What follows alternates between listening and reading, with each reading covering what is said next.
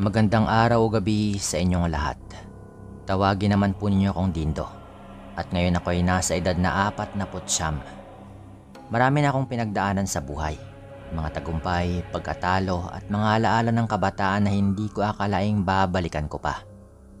May asawa na po ako ngayon. Meron ding 3 anak at maayos naman yung kabuhayan. Ngunit sa kabila ng lahat ng ito, may isang karanasan ako na hindi ko kailanman nabura sa aking alaala. Isang gabi po yun ng takot, hiwaga at kababalaghan. Isang gabing hanggang ngayon ay patuloy na bumabalik sa aking panaginip. Minsan, bigla na lamang akong magigising sa kalagitnaan ng gabi. Pawis na pawis at nanlalamig yung buong katawan. Hindi dahil sa sakit, kundi dahil sa isang tinig na patuloy kong naririnig sa likod ng aking alaala. Mahigit 3 dekada na rin yung nakaraan nang mangyari ito. High school student pa lamang ako noon. Isang batang inosente, masayahin at walang alam sa bigat ng buhay. Para sa akin noon, ang mundo ay payak lamang. Pumasok sa eskwela, tumulong sa bukid, at magbenta ng gulay tuwing Sabado. Pero sa isang karaniwang araw na yon, sa isla ng Siquijor, natutunan ko nga na hindi lahat ng kwento ng matatanda ay katang-isip lamang. Lumaki ako sa isang maliit na baryo na tila bahiwalay sa mabilis na takbo ng mundo. Sa umaga, maririnig mo pa yung mga tilaok ng mga manok, huni ng mga ibon at kalansing ng mga tabot timba sa poso. Sa hapon naman ay may mga batang naglalaro sa kalsada, tumbang preso, habulan, piko, at kung ano-ano pa. Habang yung mga matatanda na may nagkukwentuhan sa tindahan. Ngunit pagsapit ng dilim ay nag-iiba yung lahat. Parang may takot na bumabalot sa buong baryo. Maaga yung lahat kong matulog. Sinasara yung mga bintana. Sinasabitan rin ng mga bawang sa pintuan at sinisindihan yung kani-kanilang mga lampara. Ang sabi ng mga matatanda, hindi raw ligtas yung gabi. Nariyan daw yung mga aswang, mambabarang at kung ano-ano pang nilalang ng dilim na hindi kayang ipaliwanag ng lohika. Bilang bata, pakiramdam ko noon ay puro kwento lamang yon para takutin kami. Ngunit kahit na ganoon, hindi ko rin maikakaila na may kakaibang bigat sa hangin tuwing hating gabi. Parang may mga matang nakamasid mula sa dilim. Kami mahirap lamang po. Ang tatay ko ay magsasaka na nagtatanim ng mais at gulay sa maliit naming bukirin. Habang yung nanay ko naman po ay naglalako ng mga gulay sa palengke tuwing Sabado. Ako nga yung panganay kaya't malaking bahagi ng responsibilidad ay nasa akin. Madalas noon, pagkatapos ng klase, ay bitbit ko na rin agad yung bayong ng gulay para ibenta.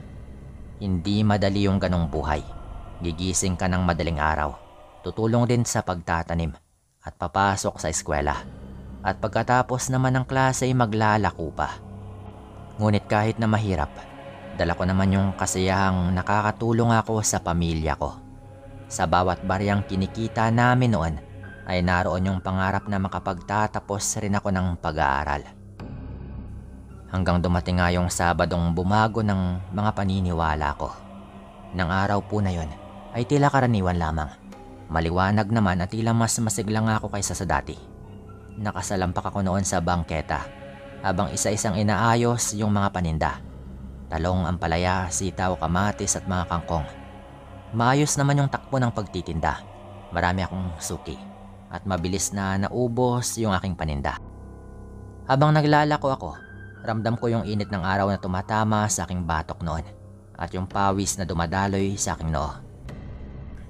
Ngunit kahit nakakapagod, masarap sa pakiramdam na may mga ngiting bumabalik sa akin tuwing nakikita ng mga tao yung sariwang gulay na aking dala. Ang iba'y nagbibigay pa nga ng dagdag na bayad, tipong para daw sa pagod ko, kaya't mas lalo nga akong ginaganahang magbenta. Mga bandang 5:00 ng hapon noon, ay may natitira pa akong ilang bugkos ng gulay. Talagang naglalako pa po kasi ako pagkatapos maubos ng mga nilatag kong paninda doon sa aking pwesto. May oras po kasi akong sinusunod na kapag naubos na rin po yun ay maglalako na rin ako. Lalo at meron din akong ibang mga suki na kailangan talagang ako mismo yung maglako. Okay naman po yung takbo ng lahat noon. Ngunit nang ako ay naglalakad na sa isang kalye na hindi ko kadalasang dinaraanan, ay merong lumapit sa akin na isang matandang babae.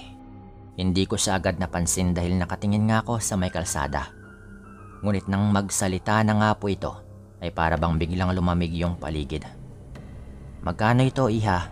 "Ay, iho pala," sabi pa nga po nito, sabay turo sa isang bugkos ng kangkong. Napalingon naman ako. Payat yung matanda, mahaba yung buhok, na tila ilang linggo nang hindi nasusuklay. At nakasuot po ito ng kupas na saya na parang galing pa sa ibang panahon. Ang kanyang mga mata ay malalim at may kakaibang ningning na hindi ko rin maipaliwanag at medyo malikot rin po ito kung makatingin. Kinuha nga niya yung kangkong at inabot niya yung bayad. Ngunit nang inabot ko nga yung sukli, naramdaman ko yung kanyang palad. Medyo malamig, matigas rin at parang bato na walang buhay. Nanindig yung balahibo ko noon at lalo pa akong kinalabutan nang bigla niyang sambitin yung pangalan ko. "Mag-iingat ka sa daan mo pa uwi, Dindo." Sambit pa nga po nito. Parang may dumaloy na yelo sa aking dugo noon dahil talagang nanlamig ako. Hindi ko siya kilala at imposibleng kilala niya ako dahil nasa kabilang baryo ako ngayon. Pero pinilit kong hindi na yun pansinin at ang nais ko lamang ay matapos yung pagtitinda at makauwi. Natapos ko nga yung pagtitinda mga bandang 7:00 ng gabi. Madilim na noon, ang daan pa uwi makitid, napapalibutan ng matandang puno ng akasya at mangga, at tanging gasera lamang yung aking gabay. Tahimik yung paligid, tanging huni ng kuliglig at tampas ng hangin yung maririnig. Ngunit habang naglalakad ako, ay nakarinig nga ako ng mga yapak mula sa aking likuran. Parang mabigat po yun at mabagal, pero dinig na dinig ko. Medyo binilisan ko na nga po yung paglalakad ko noon, ngunit nang lingunin ko ay may aninong sumusunod. "Magandang gabi, Dindo." Wika ng pamilyar na boses. Mula sa liwanag ng gasera ay tumambad yung matandang babae. Ngunit iba na po ito ngayon. Namumula na yung kanyang mga mata na parang nagbabagang uling. Unti-unting lumapad yung kanyang ngiti. Tumubo rin yung mahaba nitong mga pangil. At yung kanyang mga kuko ay humaba. Matalim na matalim. "Nabusog ako sa gulay mo kanina, pero tingin ko mas masarap ka." Sambit pa nga po ng matanda. Nanlambot yung tuhod ko noon. Nanginginig yung aking buong katawan. Doon na nga ako mabilis na tumakbo. Hawak yung gasera na halos mabitawan ko na, ay ramdam ko yung bigat ng hangin noon. At bawat yapak ko ay tila ba kumakalabog sa lupa. Ngunit rinig na rinig ko rin yung kanyang mga yapak. Mabigat yun at mabilis. At parang sinasadya nang iparinig sa akin upang lalo nga akong matakot. Lumingon ako noon at nakita kong lumalaki yung kanyang mga pakpak. Nakita kong meron siyang pakpak. Itim, makapal, at kumikislap sa liwanag ng buwan. Hindi nga siya ordinaryo. Isa na siyang halimaw na parang pinagsamang tao at dambuhalang paniki. "Hindi ka makakatakas." Sigaw pa nga po nito na talagang nakakabingi. Hindi ko alam yung gagawin noon. Parang gusto kong magising sa isang masamang panaginip noon. Pinipilit kong kinukumbinsi yung sarili ko na panaginip lamang yung lahat. Pero kahit na anong gawin ko ay totoo talaga. Wala akong nagawa noon kundi yung magdasal habang tumatakbo. At habang tumatakbo nga, napansin kong papalapit nga ako sa isang malaking puno ng balete na nasa gilid ng daan. Kilala po yung punong ito sa baryo. Sinasabing tirahan umano ng mga espiritu at mga duwende at kung ano-ano pa. Bata pa ako ay lagi na kaming pinagsasabihan na huwag lumapit sa balete kapag gabi dahil baka hindi na raw kami makauwi. Ngunit nang gabing yon, wala na akong ibang pagpipilian. Kung sa ibang nilalang ay delikado yung balete, pero baka ito na lamang yung tanging proteksyon ko laban sa aswang na humahabol sa akin. Uminto nga ako noon sa ilalim ng punong balete. At halos mawala na po ako noon ng lakas at talagang hingal na nga po ako. Yung matandang aswang naman na humahabol sa akin noon ay lumilipad sa ibabaw ko. Umiikot-ikot po ito na parang uwak na naghihintay ng tamang pagkakataon. Muli po itong sumigaw na hindi umano ako makakaligtas at talagang nakakapangilabot po yun tuwing naririnig ko. Biglang umihip yung malamig na hangin noon. Parang nayanig yung buong puno at narinig ko yung malalim na tinig mula sa loob nito. Parang daan-daang boses na nag-uusap ng sabay-sabay. Pansin ko rin po noon na parang gumagalaw yung mga ugat ng balete, na parang may sarili po itong buhay. Hindi ko alam, pero parang may kung ano po doon sa baleteng yon. Ang matandang aswang ay kita kong biglang natigilan habang nakahapon doon sa kabilang puno. Para po siyang merong nakikita na hindi ko nakikita. Bigla siyang natigilan na animoy meron siyang kinakausap na hindi ko maintindihan. Hanggang meron nga po ko noong marinig na kakaiba. Hindi mo siya pwedeng angkinin. Isang boses po yun na umalingaw-ngaw na nagmumula doon sa balete at yun nga po yung kanyang sinambit. Umihiyaw po yung matandang aswang noon. Sumisigaw ito na parang nanlalaban. "Tigilan niyo ako! Akin yung batang yan!" Sigaw pa nga po nito na hindi ko alam kung sino yung kinakausap niya, pero alam kong hindi yun ako. Hindi rin siya sa akin nakatingin, kundi doon sa itaas ng balete, na parang meron nga siyang nakikita na siya lang yung nakakakita. Nagpupumiglas po bigla yung nilalang noon na parang may kung anong puwersa na kinakalaban nito. Pero mukhang mas malakas po yun sa kanya dahil mukhang hindi lamang iisa yung kinakalaban nito. Hindi ka rito nagmula. Umalis ka rito. At kahit kailan, tigilan mo yung batang ito dahil kung hindi, baka patayin ka namin. Muling bulong pa nga po noon ang mga tinig na aking naririnig.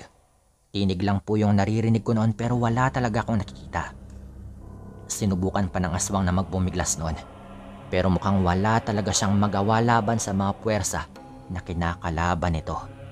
Doon ko na nga po nakita yung aswang na parang nanghina at mukhang gamit yung natitira nitong lakas ay agaran po siyang lumipad palayo na parang takot na takot. At pagkatapos po noon ay biglang tumahimik yung paligid. Tumigil din sa paggalaw yung mga sanga ng puno at parang biglang kumalma yung lahat. Wala na akong naririnig na kung ano. Biglang tumahimik at parang naging payapa yung lahat. Kahit papano'y nakahinga ako ng maluwag. Natili nga akong nakaluhod doon sa ilalim ng puno, nanginginig at halos mawala ng ulirat. Ngunit ramdam ko talaga noon na ligtas na ako.